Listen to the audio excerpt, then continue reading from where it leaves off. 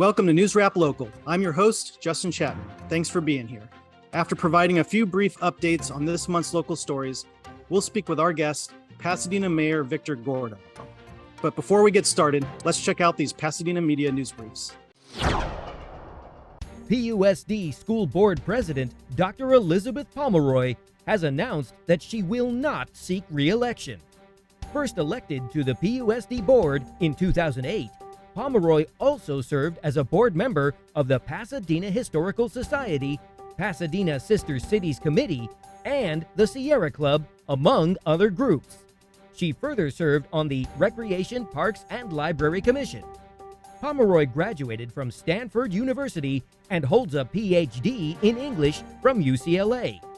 Over the years, she has taught at Pasadena City College, UCLA, UC Irvine, and California State University, Los Angeles. She served on the staff of the Huntington Library for 10 years and worked at the W.M. Keck Foundation in Los Angeles. Pomeroy has lived in Pasadena for more than 35 years. Her son and daughter attended PUSD schools. The Pasadena community is mourning the passing of District 3 Council member John J. Kennedy. A lifelong resident of Pasadena, Kennedy dedicated his life's work to public service. He was an alum of Blair High School and a student senator at USC, where Kennedy received dual degrees in international relations and economics. He also earned a degree from Howard University School of Law.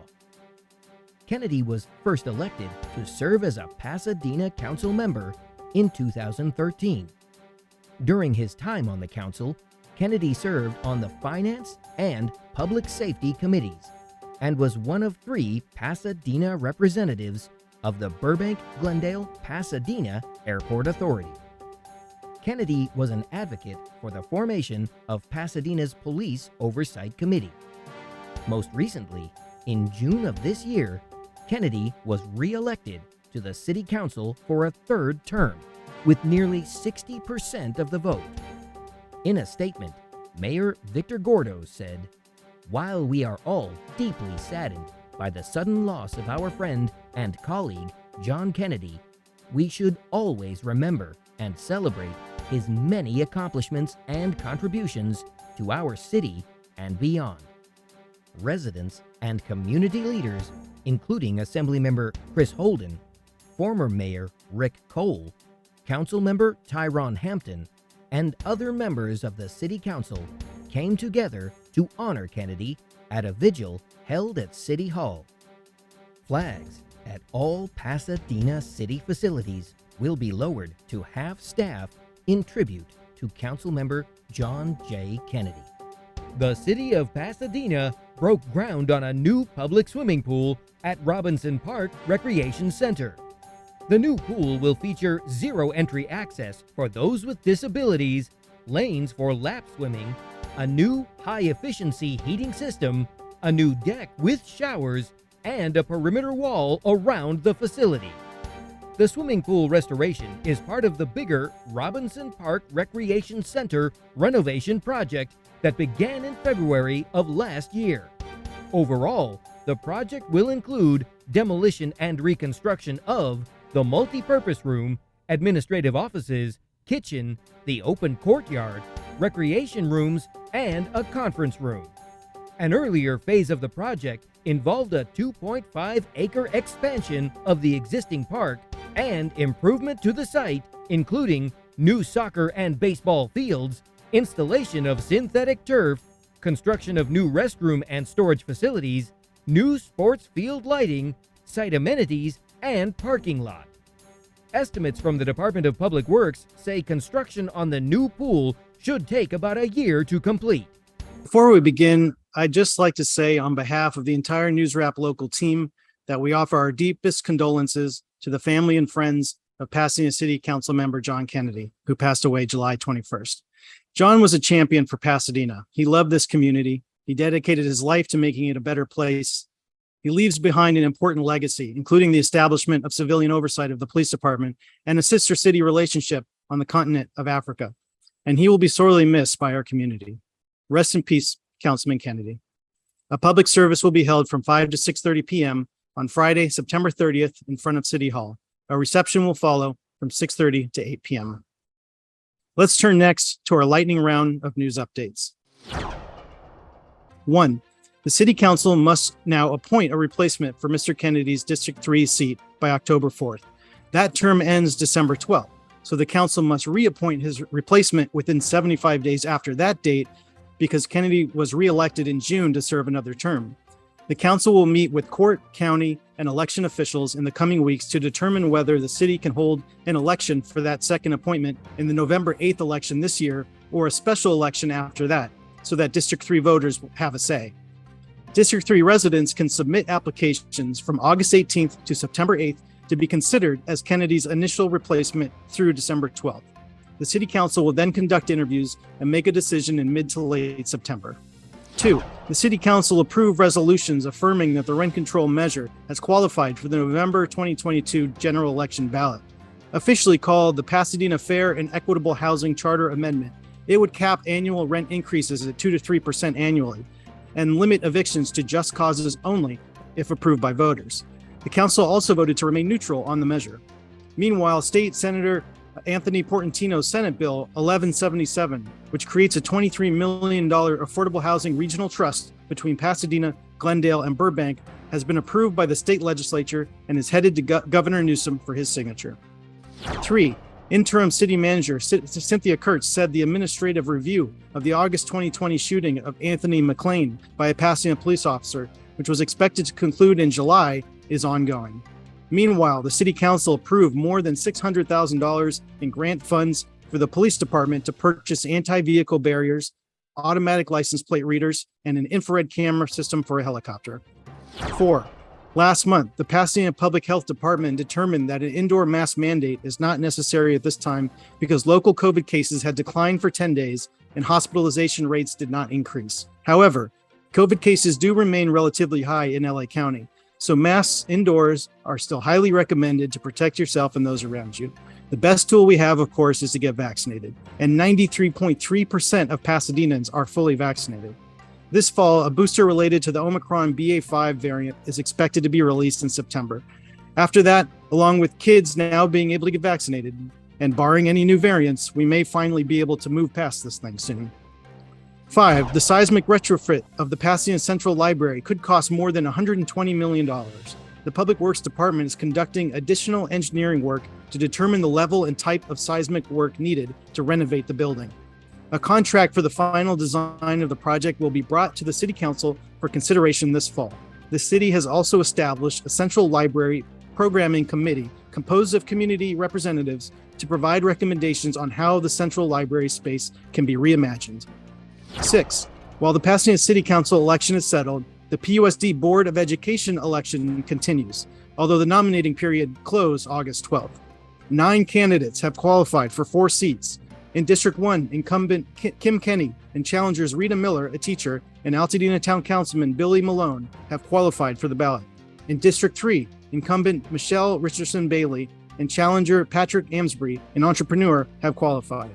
In District 5, where Board President Dr. Elizabeth Pomeroy is retiring, educator and community advocate Patrice Marshall McKenzie and retired Director of Special Projects at PUSD, Zillian Stammer, have qualified for the ballot. And in District 7, where incumbent Scott Phelps is retiring, University Professor Dr. Yarma Velazquez and attorney Juan Pablo Alban have qualified. 7. Some PCC faculty are considering dissolving the college's Independent Faculty Association because they were unhappy with how the association handled the showdown with PCC's administration over ending COVID-19 distance learning earlier this year. And they also want better contracts, representation, and working conditions. In July, a decertification petition was filed with the Public Employment Relations Board, so the matter could come up for a vote soon. If dissolution is approved, PCC faculty could join a statewide union organization such as the California Federation of Teachers, which is the union that Art Center faculty joined in June. 8. The City Council voted to increase and extend a contract with consultant firm Point through July 31st to support the city through the post-relinquishment process of the 710 stub lane. The state relinquished 50 acres to the city of Pasadena in June and paid the city $5 million this month. A number of transitional traffic mobility projects for the 710 corridor proposed by the city are now receiving public input and will go to the Transportation Advisory Commission and to City Council in September. The council will also consider establishing one task force to address land use and planning aspects of the 710 stub project and a separate task force to help guide the work related to communities that were displaced when Caltrans originally built the freeway decades ago. 9. The Rose Bowl Stadium celebrated its centennial this month and raised $2.1 million from 1,200 attendees for the upkeep and modernization of the stadium, on top of the $40 million raised by the Rose Bowl Legacy Foundation. The event also raised more than $500,000 for the construction of a new Rose Bowl sign. The City Council recently approved plans for the Rose Bowl Operating Company to explore potential revenue opportunities to ensure the economic viability of the stadium and the Brookside Golf Course. And 10.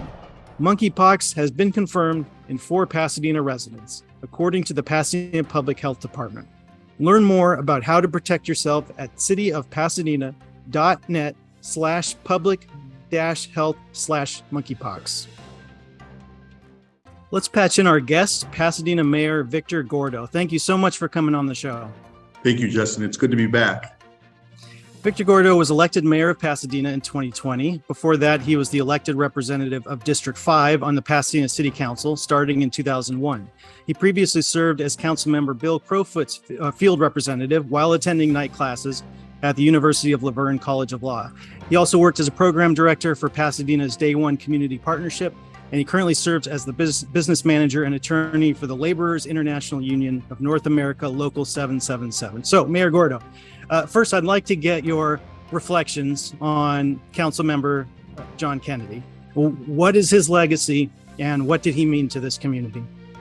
You know, John meant a great deal to this community. As you know, he's a native Pasadenan, attended local schools, became involved at a very young age in the community in various roles. I've known John since my early 20s when I was, as you mentioned, working at Day One, a local nonprofit, and John was then in his late 20s working with the NAACP. And so, you know, our history together tracks very similarly and came together again as members of the Pasadena City Council. So he cared greatly for this community, cared greatly for the people of this community, and dedicated his life to improving this community. You know, his legacy is a combination of a willingness to debate issues, stand his ground on issues that he believed in very strongly, and our community's better for it. I was often on the other side of those debates and have to admit that, you know, John carried the day as he should have on many of the issues that we debated. And the result is a better decision-making at the city council level and ultimately a better outcome for the community. And so, you know, while our hearts are heavy because we've lost a leader in John and a friend, a neighbor, a colleague, we also have to keep in mind the great contributions and successes that John delivered, not just on behalf of District 3 residents, but for the entire city of Pasadena. And so, sure, you know, we mourn, but I also want to remind people that his legacy and contributions should be celebrated and remembered. And what is the process to fill his now vacant council seat? Where do we stand in that process? Will the council appoint someone twice, or will a special election be called? Well, you know, that's a very timely question. That was our latest debate on Monday evening. The staff and the city attorney and outside counsel are advising that we have to appoint twice. There's John was completing his most current term that is finished in December of this year. And that would be the end of his four-year term, second four-year term. But he also won the in the primary election, a third term that was to start in December of 2022. And so the city attorney has advised that creates two vacancies, one for the term that was ending and then one for the new term that is to commence. One question that has been asked by colleagues is, should we instead schedule an election? And the answer that's come back from the city attorney is, we don't have the authority to do so. We're bound by the current language in the charter, which says one thing, and essentially we appoint if there's a vacancy. And that, together with the California Elections Code and case law, leads me to believe and the staff and the city attorney, that we have to appoint. I, like my colleagues, would prefer an election because it's it's part of our democratic process. It's how I came to sit in this office, and we should always, when we can, give effect to the democratic process. In this case, the voters themselves, through the charter and the elections code, I think will rule the day, if you will, and not give us the option for an election. But that's still being revisited. We should have an answer soon. Pasadena seems to be in this period of transition right now, with city council elections recently resolved, the premature passing, of course, of Councilman Kennedy, the hiring of new city manager Miguel Marquez. What should the new city manager's priorities be in the short term? Well, the short term, the city manager in Pasadena is responsible for the day-to-day operations of every part of the city, with the exception of the city attorney and the city clerk. And so the first role, or first order of business, I should say, for the city manager is to understand clearly the day-to-day operations of the city, whether it be the police department, the fire department, the utility, the health department, the public works. You have to keep in mind that the city of Pasadena is a billion-dollar operation. That's a lot of money, and it's a lot of responsibility. And so the first order of business is for the city manager to have a clear handle on every aspect of the city's day-to-day business, and then begin the work of meeting with members of the community, meeting with members of the city council to start looking at the future of Pasadena, to start looking at some of our long-term goals, including important projects. Well, it's not even a project, including important moments in time, such as the 710 freeway stub, and reimagining that portion of our city. I say it's not a project because it's not a project. It's a moment in time that will never be repeated, and so we have to get it right, and that's going to mean a tremendous undertaking on the part of the city manager, the city council, in my capacity as mayor. I believe the community has an important role to play. There are a lot of interests that need to be balanced, and so in my view, that will be the second most important role for the city manager to play. What's your sense of what should go there in that land, the 710 stub? Some open space, new affordable housing, some retail. What's your sense of what should be there? Well, that's a good question.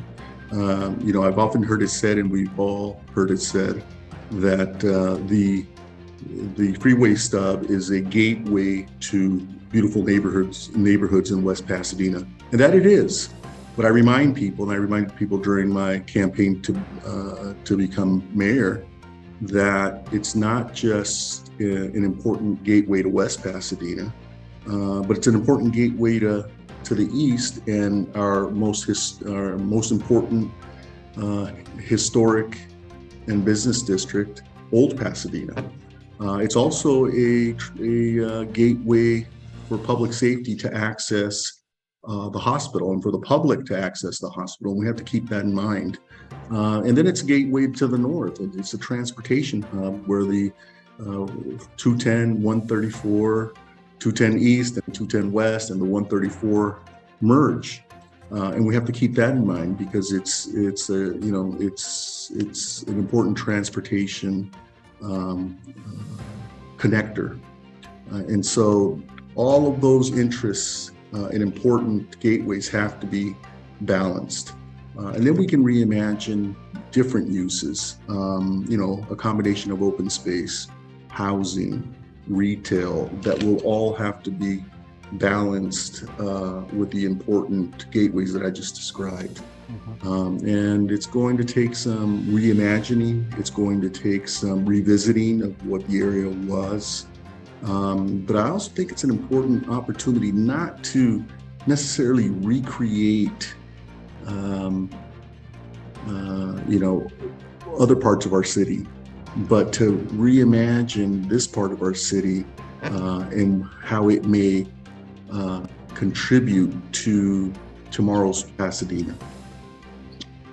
And on housing, you recently recused yourself from the vote on whether to remain neutral on the upcoming rent control measure. I'm assuming you're not able to comment on that, but feel free to do so.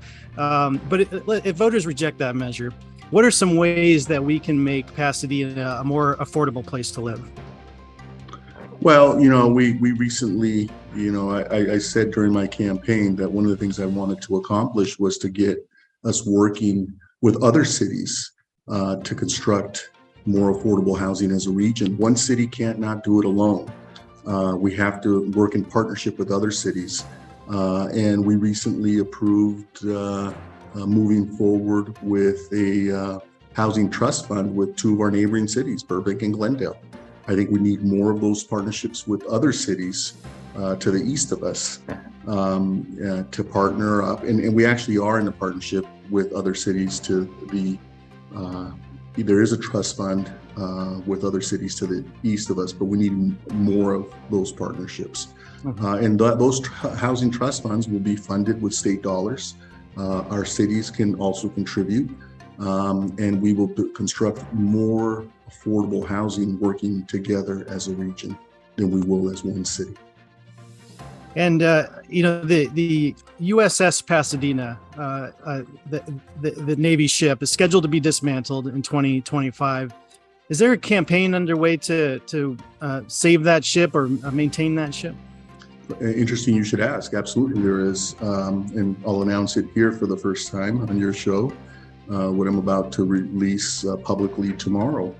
I've asked Bill Creedon, who's head of the USS Pasadena Foundation, and former Mayor Bill Paparian, to head up that effort on my behalf, to generate the local momentum that's needed while I work with our congressional representatives and in the United States Congress, as well as our Senate, our United States Senators, and the Secretary of the Navy, to make that a reality.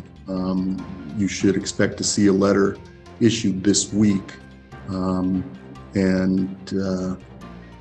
at requesting that the Secretary of the Navy provide us an opportunity to sit down and talk about that. That's an important part of history in Pasadena. This would be the fourth USS Pasadena, and we need to have a role in that.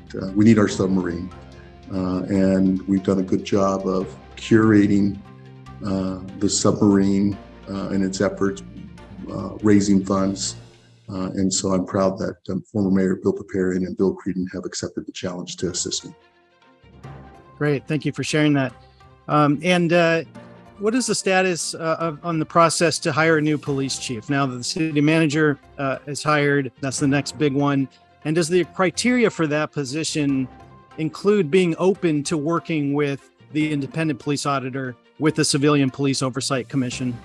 Absolutely. The process for the hiring of the new police chief is in the purview. Well, it's started. The recruitment has started, but the new city manager will make the appointment, the decision. Cynthia Kurtz, who, by the way, we all owe a debt of gratitude to. She stepped in when we needed her most. But Cynthia Kurtz, our current city manager, and I made the decision that she, as interim, should not make permanent appointments, that those appointments, including the city manager, should be made by the future city manager so that he can build his team. Great. Well, Mayor Gordo, thank you so much for coming on the show and talking about these important issues facing the city right now. I really appreciate you taking the time. Well, I'm happy to be here. I'm happy to come back whenever I'm asked to, and you do a good job of getting the news out there, and I appreciate it. Thank you. Appreciate that. Okay. All right. Take care. Take care. For this month's history segment, I thought I'd tell you a little bit more about John J. Kennedy's career. From a young age, he dedicated his life's work to serving others. Born and raised in Pasadena, he served as student body president at Blair High School and student senator at USC, where he received degrees in international relations and economics. He earned a JD from Howard University School of Law and was the youngest person to have served as president of the NAACP Pasadena chapter. He worked for the city of Pasadena in the finance, city attorney, police, and public works departments, and served on a number of boards. He ran his own management consulting business and worked at the LA Urban League, SoCal Edison, Countrywide Home Loans, and as deputy chief of police in Richmond, Virginia. He did a lot, and everyone knows his dedication to Pasadena.